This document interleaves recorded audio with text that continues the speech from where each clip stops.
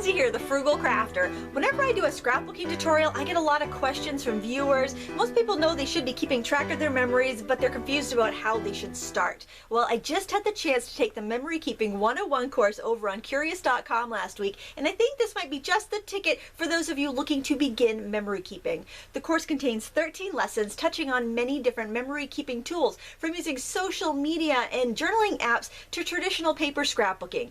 The instructor shows you how to use technology in a non-intimidating way, and also how to make hard copies of your work in case that technology fails. She starts the course with a printout highlighting the techniques you'll learn and asking you about your memory keeping goals, because there's no right or wrong way to tell your story.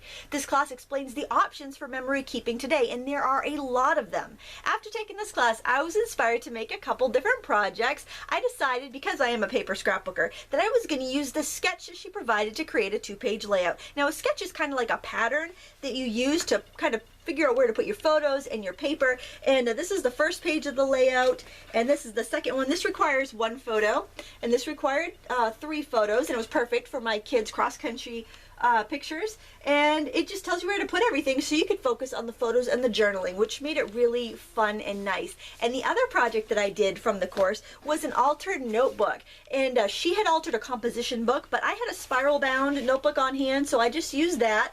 And she uses her journals for recording her more personal thoughts, but I thought that I would really find this most useful to keep in the car or in my pocketbook, so if I had an idea or if something funny happened while I was out and about with the kids, I could write it down so I wouldn't forget, and then I could use it on a future layout. And in fact, when I saw that sketch on the lesson, I just sketched it out right here rather than printing out her worksheets. Now, she does have a lot of attachments and worksheets for every lesson, so it's really handy so that you could print them all out and keep them right in your binder or in your journal or whatever you want, so you can refer back to them.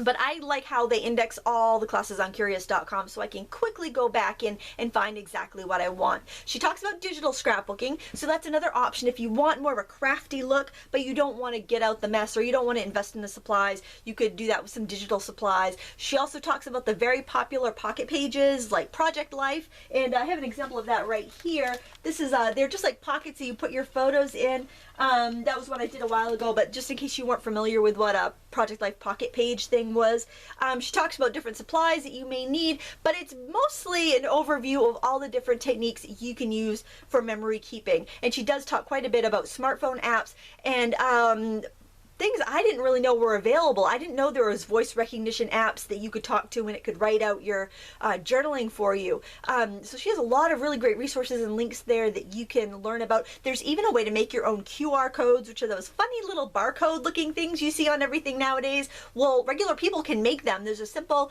little website that you can use to make your own and have it scannable, so you can take that little printout of the QR code and put it on your scrapbook page or on a birthday card or whatever, and somebody can scan it with their smartphone and go to a video of maybe your kids singing happy birthday, or a website with information about your family history, or, you know, the sky's the limit. There's so much out there, and if you're just starting out, it can be overwhelming, but I think that this course really takes a lot of the mystery out of it. It really lets you know about all these different options without making it too overwhelming. So if your New Year's resolution was to get caught up on your scrapbooking or to start memory keeping for the first time, I encourage you to give this course a try. And if you buy the course, you will get $5 towards your next class at Curious.com. See details in the video description below and links to the course. And while you're there, make sure you sign up for Curious so you won't miss any special deals or daily free classes. I hope you enjoyed this review of Memory Keeping 101 from Curious.com. Thank you so much, and until next time, happy crafting.